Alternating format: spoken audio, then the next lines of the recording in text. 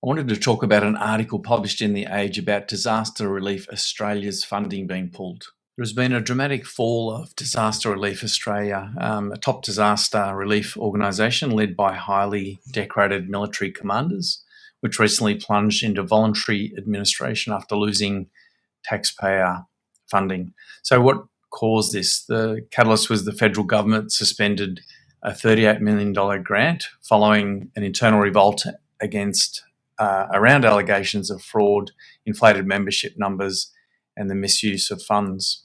So I wanted to clearly state, before we really examine this in more detail, that these allegations haven't been substantiated. So the National Emergency Management Agency, which is currently investigating and withholding funds, does not constitute a finding of guilt.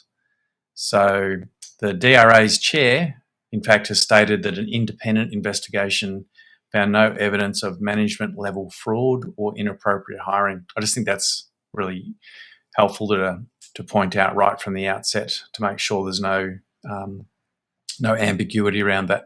As a leadership consultant, however, I would argue that regardless of the legal outcome, the situation simply isn't good enough. The fact that internal grievances escalated to the point of crippling a vital national organisation is a profound leadership failure.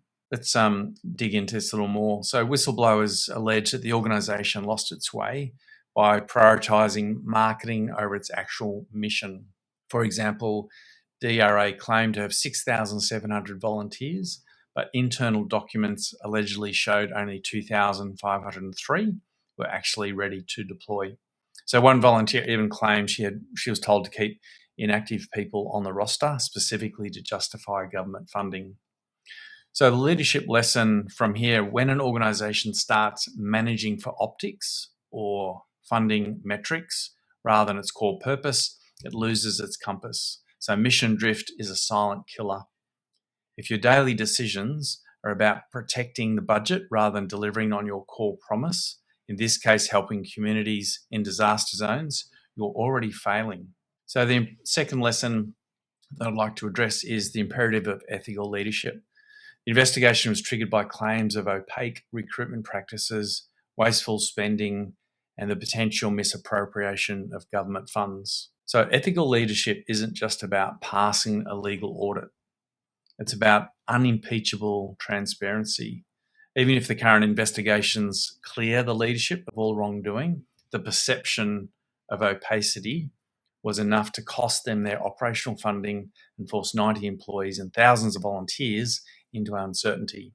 In leadership, trust is your currency. If your practices look questionable, your credibility is already bankrupt. Lesson number 3, build a culture where it's safe to speak up. A group of 8 whistleblowers claimed DRA fostered a culture of censorship and retribution. When they formed a complaints group and tried to resolve their concerns internally, they reported being completely ignored.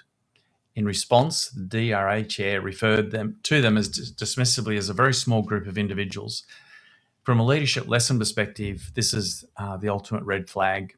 If your people feel ignored internally, they will inevitably go externally.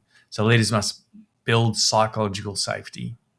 When concerns are raised, they should be met with curiosity and immediate action, not defensiveness or marginalisation. So in wrap up, and to quote the whistleblowers themselves, who expressed hope that a new organisation can emerge built on transparency, integrity and respect. So the final call to action: true leadership isn't just about taking charge during a crisis. It's actually about the integrity and culture you build every single day before the disaster strikes. And it's a reminder to each of us to ask the question, how safe is it to speak up in our organisation today?